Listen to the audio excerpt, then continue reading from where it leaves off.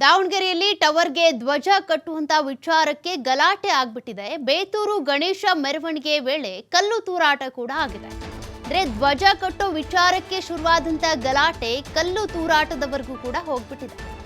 ಎರಡು ಕೋಮಿನ ಯುವಕರ ನಡುವೆ ನಡೆದಿರುವಂತ ಕಲ್ಲು ತೂರಾಟ ಇದು. ಇದಕ್ಕೆ ಸಂಬಂಧಪಟ್ಟಂತೆ 20ಕ್ಕೂ ಹೆಚ್ಚು ಆರೋಪಿಗಳನ್ನ ಈಗಾಗಲೇ ಪೊಲೀಸರು ವಶಕ್ಕೆ ಪಡೆದುಕೊಂಡು ತನಿಖೆ ನಡೆಸುತ್ತಿದ್ದಾರೆ. ದಾವಣಗೆರೆಯ 3 ಕಡೆ ಕಿಡಿಗೇಡಿಗಳಿಂದ ಕಲ್ಲು ತೂರಾಟ ನಡೆದಿದೆ.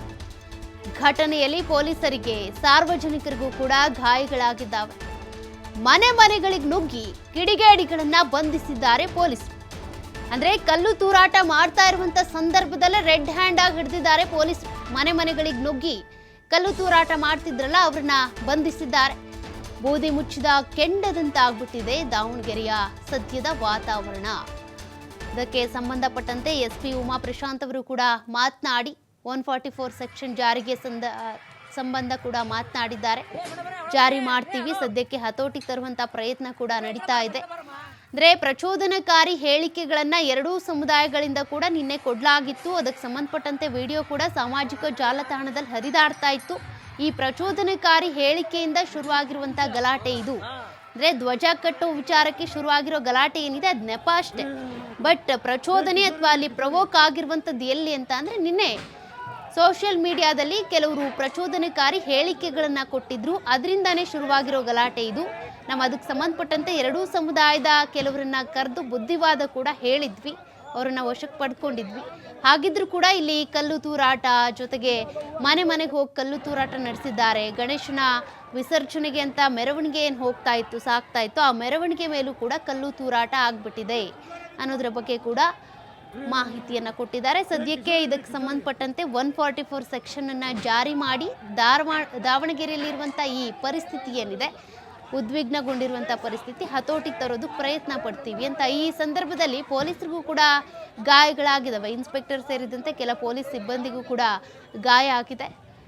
ಇದಕ್ಕೆ ಸಂಬಂಧಪಟ್ಟಂತೆ ಎಸ್ಪಿ ಉಮಾ ಪ್ರಶಾಂತ್ ಅವರು ಕೂಡ ಮಾಹಿತಿ ಕೊಟ್ಟಿದ್ದಾರೆ. ಯಾಕೆ ಈ ರೀತಿ ಗಲಾಟೆ ಆಯಿತು, ಹತೋಟಿಗೆ ತರೋದಕ್ಕೆ ಅಂತ ಏನು ಕ್ರಮಗಳನ್ನು ಕೈಗೊಂಡಿದ್ದಾರೆ, ಜೊತೆಗೆ ಯಾರ್ಯಾರು ಈ ರೀತಿಯಾಗಿ ಪ್ರವೋಕ್ ಮಾಡಿದ್ದು ಅವರನ್ನ ತನಿಖೆ ಮಾಡಿ ನಾವು ಅದಕ್ಕೆ ಸಂಬಂಧಪಟ್ಟಂತೆ ಮಾಹಿತಿ ಪಡೆದುಕೊಳ್ತೀವಿ ಅಂತ ಕೂಡ. ನೋಡಿ, ನಾಗಮಂಗಲದಲ್ಲಿ ಕೋಮು ಸಂಘರ್ಷ ಆಯಿತು. ಇದೇ ರೀತಿಯಾಗಿ ಗಣೇಶ ವಿಸರ್ಜನೆಗೆ ಹೊರಟಂಥ ಸಂದರ್ಭದಲ್ಲೇ ಕಲ್ಲು ತೂರಾಟ ಆಯಿತು. ಅದಾದ ಬಳಿಕ ದೊಡ್ಡ ಗಲಾಟೆನೇ ಆದವು. ಅಂಗಡಿಗಳಿಗೆ ಬೆಂಕಿ ಹಚ್ಚಿದ್ರು. ಅದೇ ರೀತಿಯಾಗಿ ಬಜಾಜ್ ಶೋರೂಮ್ಗೂ ಕೂಡ ನುಗ್ಗಿ ಗಲಾಟೆ ಮಾಡಿದ್ರು.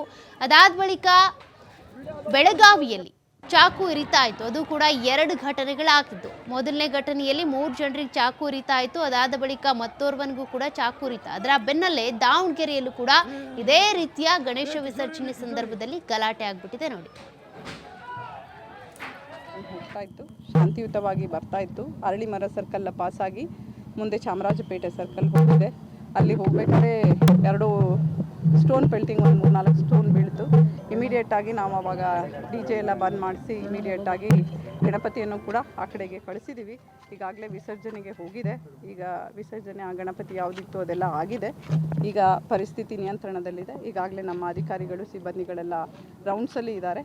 ಮತ್ತು ಈಗ ಎಲ್ಲ ಪರಿಸ್ಥಿತಿ ಶಾಂತ ಇದೆ. ಈಗ ಏನಾಗಿದೆ ಅಂತ ಹೇಳಿಬಿಟ್ಟು ಫರ್ದರ್ ನೋಡಿ ಯಾರ ಮೇಲೆ ಪ್ರಕರಣ ದಾಖಲು ಮಾಡಬೇಕು ಅಂತ ಹೇಳಿ ಪರಿಶೀಲನೆ ಮಾಡಿ ಮಾಡ್ತಾರೆ. ಅದು ಕೂಡ ಇವಾಗ ಮಾಡಬೇಕು. DC ಅವ್ರ ಹತ್ರ ಮಾತಾಡಿದ್ದೀನಿ. ಈಗಾಗಲೇ ಮಾಡ್ತಾ ಇದ್ದಾರೆ. ಇಮಿಡಿಯೇಟಾಗಿ ಅದನ್ನು ಕೂಡ ಮಾಡ್ತೇವೆ. ಈಗ ಯಾವುದು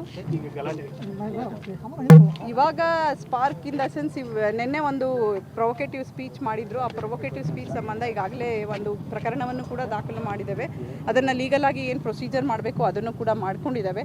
ಅದ್ರ ಸಂಬಂಧನೇ ಕೂಡ ಈಗಾಗಲೇ ನಾವು ನಿನ್ನೆನೇ ಒಂದು ಯಾರ್ಯಾರು ಸೋಷಿಯಲ್ ಮೀಡಿಯಾದಲ್ಲಿ ಈ ರೀತಿಯಾದ ಪೋಸ್ಟ್ ಮಾಡಿದ್ರು ಅವ್ರ ಮೇಲೆ ಕೂಡ ನಾವು ಪ್ರಕರಣವನ್ನು ದಾಖಲು ಮಾಡಿ ಇದ್ರ ಬಗ್ಗೆ ಕಟ್ಟೆಚ್ಚರಿಕೆ ಕೂಡ ಕೊಟ್ಟಿದ್ದೇವೆ.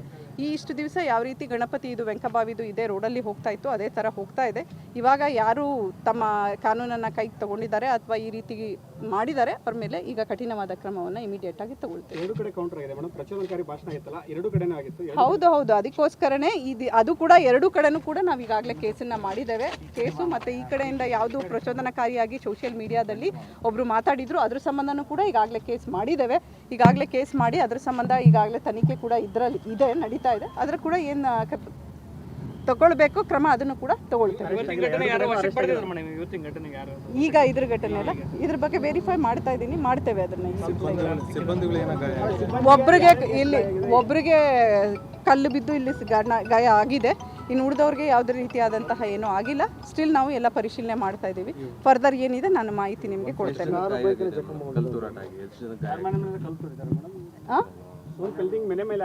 ಈಗ ನಾನು ನಿಮ್ಗೆ ಈಗಾಗಲೇ ಹೇಳಿದೆ, 144 ಸೆಕ್ಷನ್ ಜಿಲ್ಲಾಧಿಕಾರಿಗಳು ಈಗಾಗಲೇ ಮಾತಾಡಿದ್ದಾರೆ, ಅದು ಕೂಡ ಮಾಡಿದ್ದೇವೆ. ನೀವೇ ನೋಡ್ತಾ ಇದ್ದೀರಿ, ಈಗ ಪರಿಸ್ಥಿತಿ ಶಾಂತವಾಗಿದೆ. ನಮ್ಮ ಅಧಿಕಾರಿ ಸಿಬ್ಬಂದಿಗಳೆಲ್ಲ ರೌಂಡ್ಸಲ್ಲಿ ಇದ್ದಾರೆ. ಸೊ ಖಂಡಿತ ಬಂದೋಬಸ್ತ್ ಇದೆ, ನಾವು ಪರಿಸ್ಥಿತಿಯನ್ನು ನಿಯಂತ್ರಣದಲ್ಲಿಟ್ಟಿದ್ದೀವಿ. ಅದನ್ನು ಹೇಳ್ತೀನಿ. ಈಗ ಆದ ತಕ್ಷಣ ನಿಮಗೆ ಏನೇನಿದೆ ನಾನು ಫರ್ದರ್ ಮಾಹಿತಿ ಕೊಡ್ತೀನಿ. ನಾನೀಗ ಹೇಳಿದೆ, ನಮ್ಮ ಸಿಬ್ಬಂದಿಗೆ ಆಗಿರೋದು ಒಬ್ರದ್ದೇ ನಮಗೆ ಮಾಹಿತಿ ಇದೆ, ಬೇರೆಯವ್ರದ್ದು ಯಾರ್ದಂತ ನಾನೀಗ ವೆರಿಫೈ ಮಾಡಿ ತಮಗೆ ಫರ್ದರ್ ಮಾಹಿತಿಯನ್ನು ಖಂಡಿತ ಕೊಡ್ತೇನೆ. ಏನು ಇಲ್ಲ, ಖಂಡಿತ ನಾವು ಎಷ್ಟು ಜನ ಇತ್ತು ನಾವೆಲ್ಲ ಸಿಬ್ಬಂದಿಗಳು ಅಧಿಕಾರಿಗಳು ಖಂಡಿತ ಫುಲ್ ಆಗಿ ಇಟ್ಕೊಂಡಿದ್ದೀವಿ. ಎಲ್ಲ ಕಡೆನೂ ಈ ಕಡೆ ಆ ಕಡೆ ಎಲ್ಲ ಕಡೆ ಇದ್ವಿ. ಆದ ತಕ್ಷಣ ಇಮಿಡಿಯೇಟ್ ಆಗಿ ನಾವು ಅಲರ್ಟ್ ಆಗಿ ಎಲ್ರಿಗೂ ಕಳಿಸಿ ನಾವು ಪರಿಸ್ಥಿತಿಯನ್ನು ನಿಯಂತ್ರಣಗೊಳಿಸಿದ್ದೇವೆ. ಏನಿದೆ ಅದ್ರ ಬಗ್ಗೆ ನಾವು ಪ್ರಮುಖವಾಗಿ ಗಣಪತಿ ವಿಸರ್ಜನೆ ಪ್ರೊಸೆಷನ್ ಹೋಗ್ತಾ ಇತ್ತು, ಶಾಂತಿಯುತವಾಗಿ ಬರ್ತಾ ಇತ್ತು. ಅರಳಿಮರ ಸರ್ಕಲ್ ಪಾಸಾಗಿ ಮುಂದೆ ಚಾಮರಾಜಪೇಟೆ ಸರ್ಕಲ್ ಹೋಗಿದೆ. ಅಲ್ಲಿ ಹೋಗ್ಬೇಕಾದ್ರೆ 2 ಸ್ಟೋನ್ ಪೆಲ್ಟಿಂಗ್, 3-4 ಸ್ಟೋನ್ ಬೀಳ್ತು. ಇಮಿಡಿಯೇಟ್ ಆಗಿ ನಾವು ಅವಾಗ DJ ಎಲ್ಲ ಬಂದ್ ಮಾಡಿಸಿ ಇಮಿಡಿಯೇಟ್ ಆಗಿ ಗಣಪತಿಯನ್ನು ಕೂಡ ಆ ಕಡೆಗೆ ಕಳಿಸಿದ್ದೀವಿ. ಈಗಾಗಲೇ ವಿಸರ್ಜನೆಗೆ ಹೋಗಿದೆ. ಈಗ ವಿಸರ್ಜನೆ ಆ ಗಣಪತಿ ಯಾವುದಿತ್ತು ಅದೆಲ್ಲ ಆಗಿದೆ. ಈಗ ಪರಿಸ್ಥಿತಿ ನಿಯಂತ್ರಣ.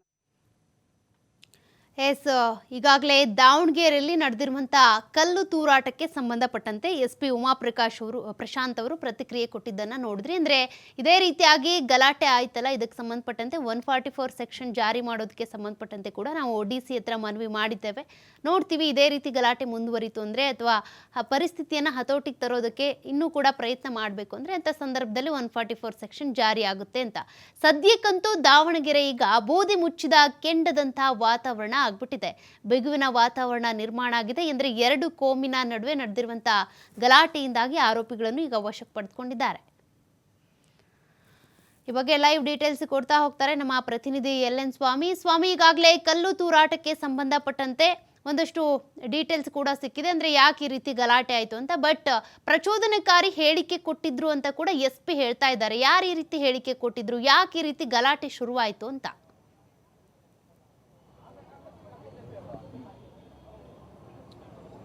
ಸೌಖ್ಯ, ನಾಗಮಂಗಲದ ಕೋಮು ಗಲಭೆ ಅಂದರೆ ಗಣೇಶೋತ್ಸವ ಸಂದರ್ಭದಲ್ಲಿ ಆದಂಥ ಗಲಭೆ ಮತ್ತೊಮ್ಮೆ ಮರುಕಳಿಸಿದೆ ಅಂತಲೇ ಹೇಳ್ಬೋದು. ಅಂದರೆ ದಾವಣಗೆರೆಯಲ್ಲಿ ನಾಗಮಂಗಲದಲ್ಲಿ ಯಾವ ರೀತಿ ಒಂದು ಕೋಮು ಗಲಭೆ ಆಯಿತು, ಅದೇ ರೀತಿ ದಾವಣಗೆರೆಯಲ್ಲೂ ಕೂಡ ಒಂದು ಘಟನೆ ನಡೆದಿರುವಂಥದ್ದು. ನಿನ್ನೆ ತಡರಾತ್ರಿ ಗಣೇಶೋತ್ಸವ ಸಂದರ್ಭದಲ್ಲಿ 2 ಕೋಮಿನ ನಡುವೆ ಮಾತಿಗೆ ಮಾತು ಬೆಳೆದು ಮಾತಿನ ಚಕಮಕಿ ಹೆಚ್ಚಾಗಿ ಅಲ್ಲಿ ಕೂಡ ಕಲ್ಲಿನ ತೂರಾಟ ನಡೆದಿರುವಂಥದ್ದು. ಆ ಸಂದರ್ಭದಲ್ಲಿ ಗಲಾಟೆಯನ್ನು ನಿಯಂತ್ರಣ ಮಾಡೋದಕ್ಕೆ ಪೊಲೀಸರು ಸಾಕಷ್ಟು ಒಂದು ಹರಸಾಹಸನೆ ಪಡಬೇಕಾಯಿತು. ಆ ಮುನ್ನೆಚ್ಚರಿಕೆ ಕ್ರಮದಿಂದ ಈಗಾಗಲೇ ಸಾಕಷ್ಟು ಬಿಗಿ ಭದ್ರತೆಯನ್ನು ಒದಗಿಸಲಾಗಿದೆ. ಒಂದಿಷ್ಟು ಅಲ್ಲಿ ಆಗುವಂತಹ ಒಂದು ಗಲಾಟೆಯನ್ನು ಕಂಟ್ರೋಲ್ ಕೂಡ ಮಾಡಲಾಗಿದೆ ಎಂಬ ಮಾಹಿತಿಗಳು ಕೂಡ ಲಭ್ಯ ಆಗ್ತಾ ಇದೆ. ಈಗಾಗಲೇ ತಡರಾತ್ರಿಯೇ ಅಲ್ಲಿಗೆ SP ಭೇಟಿ ಕೊಟ್ಟಿದ್ದು ಅಲ್ಲಿನ ಒಂದು ಪರಿಸ್ಥಿತಿಯನ್ನು ನಿಯಂತ್ರಿಸೋದಕ್ಕೆ ಯಶಸ್ವಿಯಾಗಿದ್ದಾರೆ. ಸಂಬಂಧಪಟ್ಟಂತೆ ಕೆಲವರನ್ನ ಈಗಾಗಲೇ ವಶಕ್ಕೆ ಪಡಿಸಿಕೊಂಡು ಆ ವಿಚಾರಣೆ ಕೂಡ ಮಾಡಲಾಗ್ತಾ ಇದೆ. ಅಂದರೆ ಯಾವ ಉದ್ದೇಶಕ್ಕೋಸ್ಕರ ಪ್ರಚೋದನಕಾರಿ ಹೇಳಿಕೆ ಕೊಟ್ಟರ ಅಥವಾ ಉದ್ದೇಶಪೂರ್ವಕವಾಗಿ ಗಲಾಟೆ ಮಾಡೋದಕ್ಕೆ ಪ್ರಯತ್ನ ಪಟ್ಟರ ಎಂಬ ವಿಚಾರಗಳಿಗೆ ಸಂಬಂಧಪಟ್ಟಂತೆ ಈಗಾಗಲೇ ಪೊಲೀಸರು ತೀವ್ರ ವಿಚಾರಣೆಯನ್ನ ಮಾಡ್ತಾ ಇದ್ದಾರೆ. ಅಲ್ಲಿ ಪರಿಸ್ಥಿತಿಯನ್ನು ನಿಯಂತ್ರಣಗೊಳಿಸುವಂಥ ಕೆಲಸವನ್ನು ಕೂಡ ಪೊಲೀಸರು ಯಶಸ್ವಿಯಾಗಿರುವಂಥದ್ದು. ಅಂದರೆ ಬೇತೂರು ಸರ್ಕಲ್ ಹಾಗೂ KR ಮಾರ್ಕೆಟು ಹೊಸಬಾವಿ ಸರ್ಕಲ್ನಲ್ಲಿ ನಿನ್ನೆ ತಡರಾತ್ರಿ ಕಲ್ಲು ತೂರಾಟ ಆಯಿತು. ಅಲ್ಲಿ ಸಾಕಷ್ಟು ಪೊಲೀಸರು ಇದ್ದು ಆ ಪರಿಸ್ಥಿತಿ ಅಲ್ಲಿನ ಗಲಭೆಯನ್ನು ಹತೋಟಿಗೆ ತರಲು ಈಗಾಗಲೇ ಯಶಸ್ವಿಯಾಗಿದ್ದಾರೆ. ಜೊತೆಗೆ SP ಉಮಾ ಪ್ರಶಾಂತ್ ಕೂಡ ಅಲ್ಲಿಗೆ ಭೇಟಿ ನೀಡಿದ್ರು. ಆ ಸಿಬ್ಬಂದಿಗಳಿಗೆ ಒಂದಿಷ್ಟು ಖಡಕ್ ಸಂದೇಶ ಎಚ್ಚರಿಕೆಯನ್ನು ಕೊಟ್ಟಿದ್ದಾರೆ. ಗಲಭೆಯನ್ನು ಕಂಟ್ರೋಲ್ ಮಾಡಬೇಕು, ಸಂಬಂಧಪಟ್ಟಂತ ಯಾರೇ ಆಗಿದ್ರು ಕೂಡ ಅವರನ್ನು ವಶಕ್ಕೆ ಪಡಿಸಿಕೊಳ್ಬೇಕು ಎಂಬ ಎಂಬ ಸಂದೇಶವನ್ನು ಈಗಾಗಲೇ ಪೊಲೀಸ್ ಅಧಿಕಾರಿಗಳಿಗೆ ಅಲ್ಲಿನ SP ಉಮಾ ಪ್ರಶಾಂತ್ ಅವರು ಕೊಟ್ಟಿರುವಂಥದ್ದು. ಅಂದರೆ ಈ ಗಲಭೆಯಲ್ಲಿ ಕೆಲ ಪೊಲೀಸರುಗಳು ಕೂಡ ಸಣ್ಣ ಪುಟ್ಟ ಗಾಯ ಆಗಿದೆ. ಇದರಿಂದ ಈಗಾಗಲೇ ಪರಿಸ್ಥಿತಿ ನಿಯಂತ್ರಣಕ್ಕೆ 144 ಸೆಕ್ಷನ್ ಜಾರಿ ಮಾಡಲಾಗಿದೆ. ಸಂಪೂರ್ಣವಾಗಿ ಹತೋಟಿಯನ್ನು ತೆಗೆದುಕೊಂಡು ಇದಕ್ಕೆ ಯಾರು ಕಿಡಿಗೇಡಿಗಳು ಯಾರಿದ್ದಾರೆ ಅವರನ್ನ ನಾವು ವಿಚಾರಣೆ ಮಾಡಿ ತಕ್ಕ ಶಿಕ್ಷೆ ಕೊಡಿಸ್ತೀವಿ ಎಂಬ ಹೇಳಿಕೆಯನ್ನು ಅಲ್ಲಿನ SP ಹೇಳಿರುವಂಥದ್ದು. ಸೌಖ್ಯ, ಥ್ಯಾಂಕ್ ಯು ಸ್ವಾಮಿ ಡೀಟೇಲ್ಸ್ಗೆ. ನಾನು ಮುಂದಿದ್ನಪ್ಪ.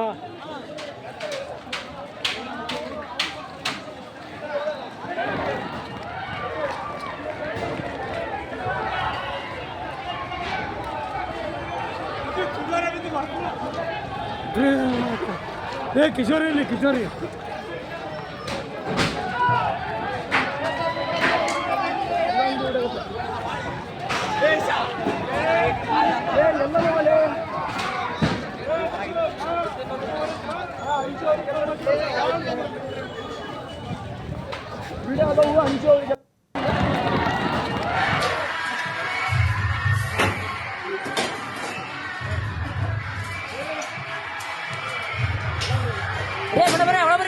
ಹಲೋ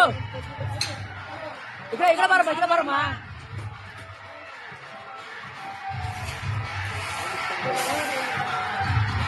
ಅವ್ರ ಆ ಕಡೆ ಯಾರು ಮುಖ್ಯಮಂತ್ರಿ ಅವರ